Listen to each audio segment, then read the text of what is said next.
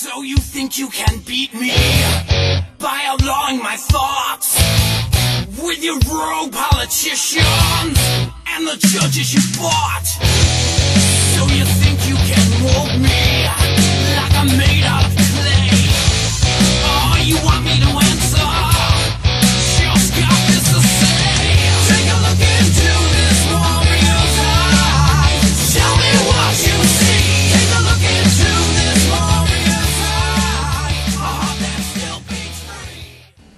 I'm Paul Fromm. I'm the Midnight Man on Stormfront Radio.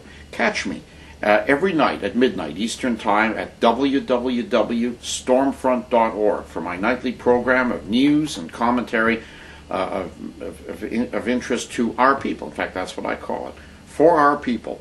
And it's a program of information and news of interest to the European founding settler people of North America.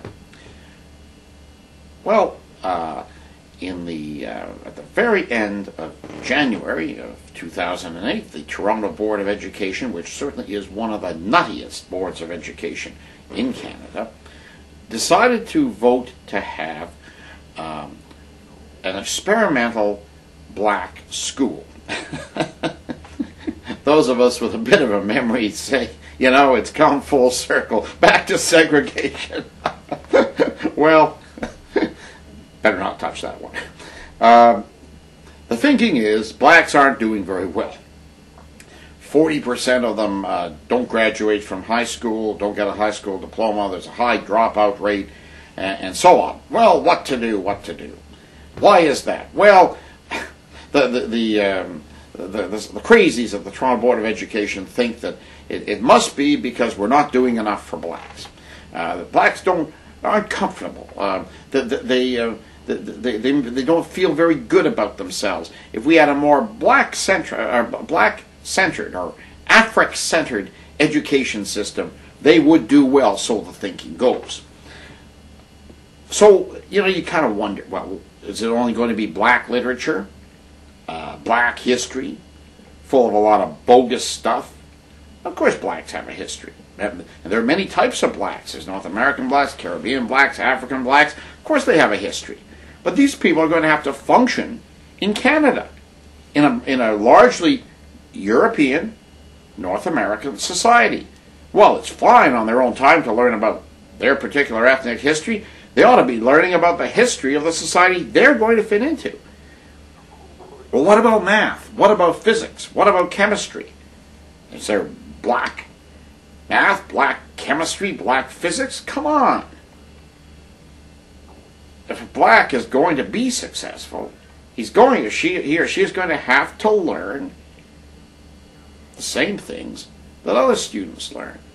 Really, what is going on here is some of this endless excuse making for failure.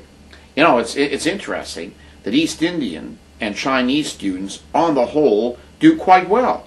Most of them, or many of them, have a language barrier to overcome. They are recent immigrants. They may, if they come from India, they may not speak English. If they come from China, they almost certainly do not speak English. So they have a language barrier to overcome. But the fact is, after a short period of time, they tend to do quite well. In fact, sometimes better than some of their European contemporaries. Now, let's see. If the system doesn't meet the needs of blacks, because somehow it's prejudiced against them, how is it that the system more than meets the needs of Oriental and East Indian students?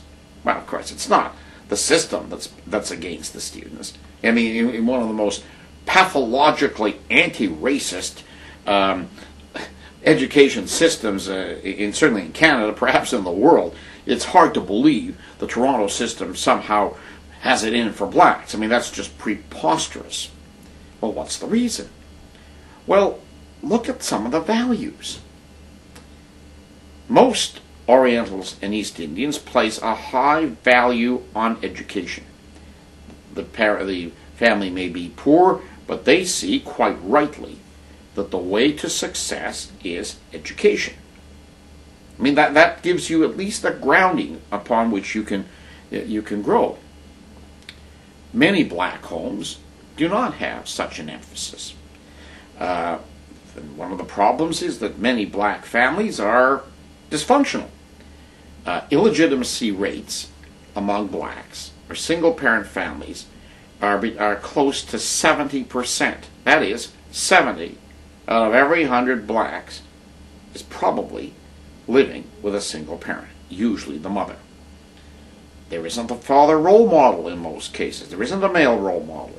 And then the models that are pumped at blacks by the media and in many cases by their own society, it is the image of the hip-hop artist bedecked in gold and flashy clothes with a car, usually a white girl as a girlfriend, the basketball player, the gangster, and people from Jamaica have unfortunately imported a violent gun and drug culture.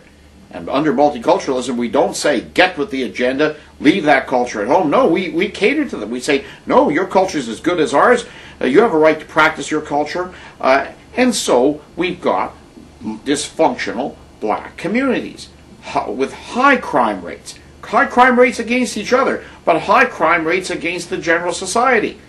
Out of that background, it's quite understandable why many young blacks do not see education as being the way to a better life.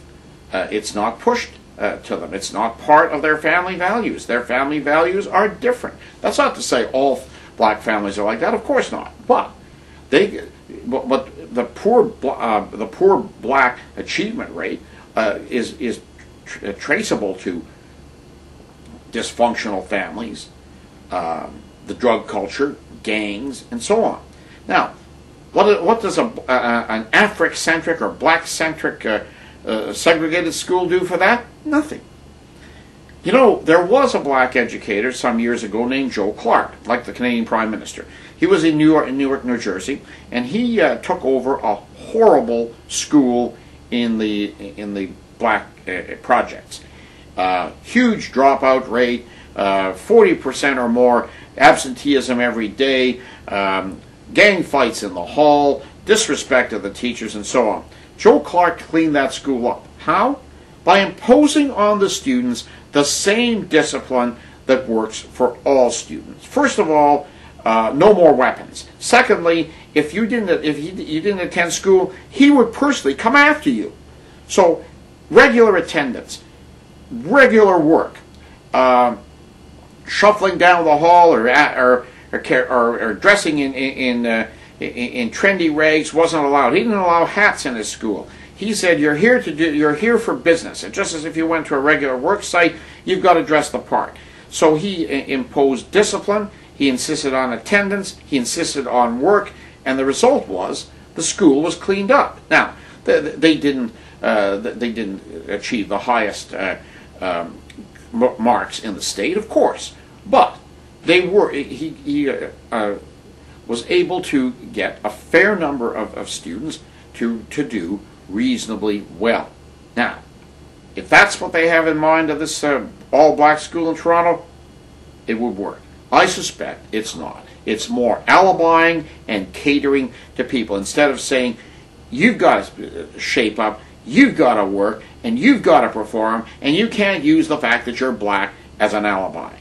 I suspect this is going to be one more rip-off of the taxpayer and one more example of this society catering to minorities, the absolute illness of multiculturalism and minority-itis. I'm Paul Fromm, and I'm the Midnight Man on Stormfront Radio. Catch me every night, midnight Eastern Time, at www.stormfront.org.